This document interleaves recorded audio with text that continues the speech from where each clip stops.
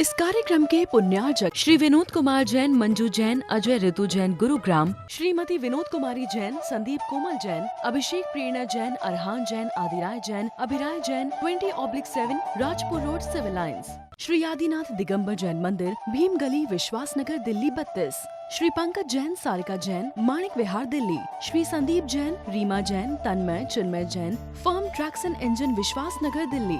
श्री सुरेंद्र कुमार, कुसुम जैन, राहुल अनंत जैन सह परिवार, सहदेव गली, विश्वास नगर, दिल्ली। श्री मनीष जैन, आशिता जैन, अक्षत जैन, अभिषेक जैन, दिल्ली। राकेश जैन, मुकेश जैन, राजीव जैन, निहित, राहुल, अंबुज, अंकुर, शुभम, गौरी, प्रियांक, अरहान, आयांश, नक्श जैन, कृष्णा नगर, दिल्ली। शांति धारा के लिए संपर्क करें 9784857991। किसी भी राशि के लिए कोई आग्रह नहीं है। अति प्राचीन मनोरथ पूर्ण मुनि सुव्रतनाथ अधीक्षक क्षेत्र, हस्तेड़ा, जयपुर से 65 किलोमीटर की दूरी पर सीकर रोड पर स्थित है। यहाँ 880 वर्ष प्राचीन विक्रम संवत 1209 1008 श्री मुनि सुव्रतनाथ भगवान की भव्य प्रतिमा विराजमान है। यह अधीक्षक क्षेत्र प्रवासी समाज द्वारा संचालित है। श्री सागर सविता जैन, ऋषभ विहार, Delhi. Shri Siddhant Jain, Prem Shanti apartment, civil line, Delhi. Sunita Jain, Sachin, Monika Jain, Disha Jain, Vinam Jain, 12A Shriram road, civil lines, Delhi. तीन भुवन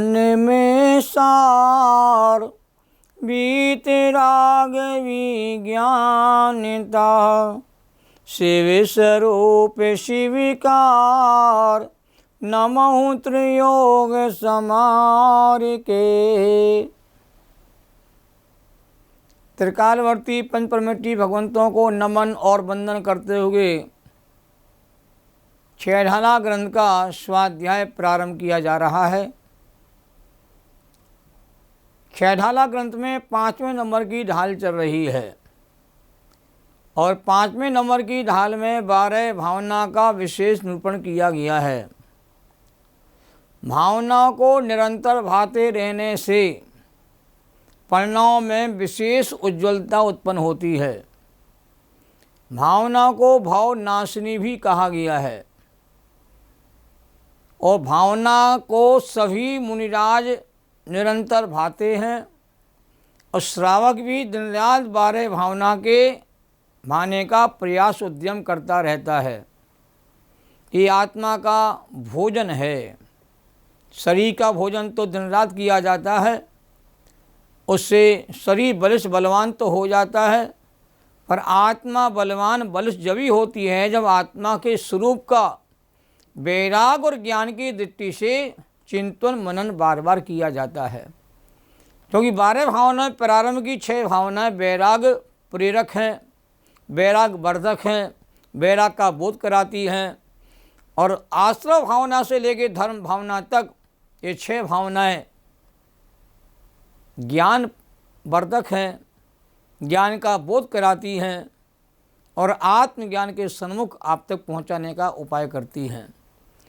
अभी जो चर्चा चल रही है बोधि दुर्लभ भावना की, और आज बोधि दुर्लभ भावना का तीसरे अंक में कहते हैं बोध विशेष कराया जा रहा है।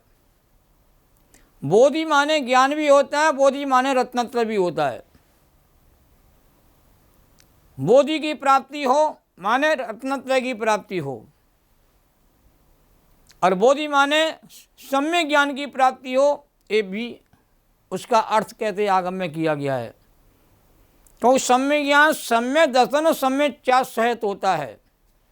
तो जहाँ ज्ञान की दुर्लभता कही जाए वहाँ रत्नत्रय की दुर्लभता है। यही बात हमें समझने का प्रयास करना चाहिए। हमारा जिनागम बड़ा विशाल है, अद्भुत है, अद्वितीय है। कहीं सम्यक दर्शन की महिमा गाते हैं, कहीं सम्यक ज्ञान की महिमा गाई जाती है और कहीं सम्यक चार्थ के गीत गाए जाते हैं, पर इन सब की प्राप्ति का योग एक साथ ही होता है। ये बात भी अपने को ध्यान रखना चाहिए। और तीनों रत्न परस्पर में एक दूसरे के ही कहते साथ में रहते हैं, एक दूसरे के पूरक होते हैं। तो ज्ञान की प्राप्ति दुर्लभ है, यही बात दौलतराम कवि ने हमारे सामने प्रस्तुत की है। बोध दुर्लभ भावना का छंद इस प्रकार है।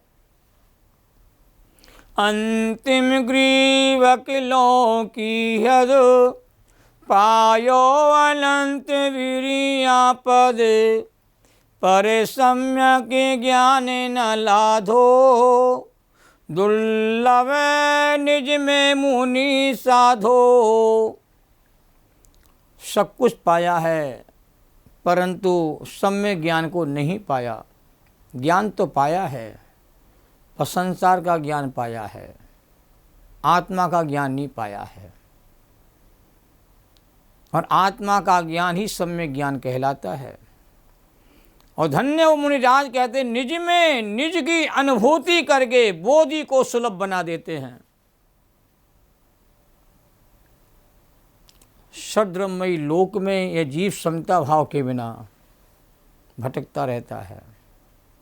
अतः आत्मा रूपी निज लोक की अनुभूति से ही बोधि की प्राप्ति होती है। भले ही अज्ञानी रहने से बोधि की प्राप्ति अभी तक नहीं हुई है, परंतु धर्म का यथार्थ स्वरूप जान करके देव शास्त्र गुरु के निकट रह करके शास्त्रों के मर्म को जान करके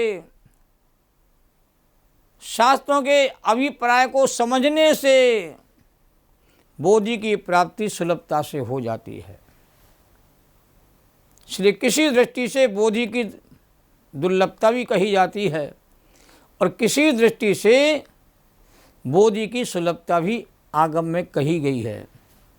और दोनों का उद्देश्य एक ही है कि बोधि सुलभ भी है और दुर्लभ भी है। एक परमार्थ का कथन है, एक व्यवहार का कथन है और दोनों कथन एक दूसरे के पूरक ही होते हैं। बोधि लाभ स्वाधीन होने से सुलभ भी है और अनादिकालीन अनुपलब्धि एवं अनभ्यास के कारण कहते दुर्लभ भी है। दुर्लभ भावना के चिंतन का वास्तविक स्वरूप यही है कि जब तक हम जागृत नहीं हुए तब तक महादुर्लभ है। और बोधि की प्राप्ति के लिए कमर कस के आत्म पुरुषार्थ करना प्रारंभ करेंगे तो बोधि की प्राप्ति महासुलभ है। पुरुषार्थ ग्रंथ में आचार्य कुंद गोस्वामी लिखा है, मोह वाहिनी विजयाय बद्धा कक्षेयम। अमृत स्वामी ने कहा वो मोह की सेना को जीतने के लिए मैंने कमर कस ली है और आत्मा की प्राप्ति करने का मैंने पुरुषार्थ प्रारंभ कर दिया है। तो बोधि की प्राप्ति जो मोह की सेना को जीतने के लिए कमर कस के तैयार हो जाएगा उसे कहते बोधि की प्राप्ति सुलभ हो जाती है। बोधुल्य भावना में नास्ति और अस्ति दोनों प्रकार के चिंतन मनन समान रूप से उपयोगी हैं, आवश्यक भी हैं और एक दूसरे के पूरक भी हैं। जिस प्रकार अलग अलग दृष्टि से विचार करने पर बोधि लाभ सुलभ भी है दुर्लभ भी है, उसी प्रकार संयोगों की प्राप्ति भी किसी अपेक्षा से किसी के लिए सुलभ है और किसी अपेक्षा से किसी के लिए दुर्लभ है। संयोग अनंत बार प्राप्त हो चुके हैं इसलिए सुलभ भी कहे जाते हैं और अपनी इच्छा के अनुसार संयोग हमें मिलते नहीं हैं। जो हम चाहते हैं वो होता नहीं है, जो होता है वो हमें सुहाता नहीं है, इसलिए दुर्लभ भी कहे जाते हैं। ध्यान देना, चित्त में जमी संयोगों की जो अनंत महिमा है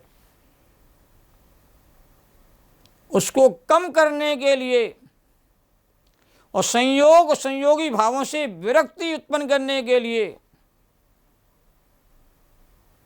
हमें ऐसा बार बार आचार्य देव कहते हैं कि बोधि की दुर्लभता को भी समझो और बोधि की सुलभता को समझो। कि जीवन अनंत बार कहते हैं संयोग प्राप्त किए हैं और अनंत बार संयोगों को भोगा भी है। ऐसा कोई परमाणु नहीं है जिस परमाणु को जीवन अनंत बार ना भोगा हो। अनंत परमाणु पूरे विश्व में भरे पड़े हैं, सबको भोग चुका है, भोग रहा है, फिर भी तृप्ति नहीं होती है। स्वर्गों के भोगों को भोगने के बाद हमारा मन कहते तृप्त नहीं हुआ है तो मनुष्य परिया के क्षण भोगों को भोग करके हमारा मन तृप्त कैसे हो जाएगा। विचार करो, संयोगों से किसी को तृप्ति नहीं होती है, ना कोई तृप्त हुआ है। संयोगों को आसार जान करके, निस्सार जान करके जब हम स्वभाव की दृष्टि करते हैं, बोधि की दृष्टि करते हैं, तब जीवन कहते हैं ज्ञानमय हो जाता है। आत्म आराधना की प्रेरणा देने के लिए और आत्म आराधना के अनुकूल संयोगों की दुर्लभता का ज्ञान भी कराया जाता है कि आत्मज्ञान के जो संयोग हैं वो भी जीव को प्राप्त नहीं हो पा रहे हैं। सच्चे देशा गुरु का समागम प्राप्त नहीं हो पाता है, तो गुरु कुदेवादी के भ्रम जाल फंस करके अपने जीवन को व्यर्थ में खो देता है। इस प्रकार बोधि दुर्लभ भावना में संयोगों की दुर्लभता और सुलभता और बोधि लाभ की दुर्लभता, सुलभता, इन चारों प्रकार का चिंतन मनन विशेष रूप से बार बार किया जाता है। इन चारों प्रकार के सकारात्मक चिंतन की दिशा रत्नात्रय धर्म की उत्पत्ति, वृद्धि और पूर्णता के लिए ही है। बोधि दुर्लभ भावना की महिमा अपरंपार है। इसके गीत जितने भी गाए जाएं कम हैं, क्योंकि आत्महित की ओर अग्रसर करने वाली परम पावन भावना है। बोधि के पुरुषार्थ को जागृत करने के लिए यह भावना बहुत महत्वपूर्ण है, प्रेरणादायक है। ये सही लिखा है हमारे कविराज ने, अंतिम ग्रीवग्लों की हद पायो अनंत वीरिया पद, पर सम्य ज्ञान न लाधो दुर्लभ निज में मुनि साधो। अब धर्म भावना का निरूपण कहते प्रारंभ किया जा रहा है, क्योंकि अंतिम भावना है धर्म भावना। तो भावना भाने का जो फल है वो धर्म को प्राप्त करना ही है, धर्म में जीवन बनाना ही है। इसलिए धर्म भावना को सबसे अंत में रखा गया है। भावना को भाते रहे धर्म की उपलब्धि ना हो तो भावना को भाने का कोई लाभ जीव को प्राप्त नहीं होता है। भावना भाने का फल क्षमता रूपी सुख की प्राप्ति है। धर्म भावना का स्वरूप 5वें नंबर की ढाल में 14वें नंबर के छंद में विस्तार से उसका स्वरूप बताया है।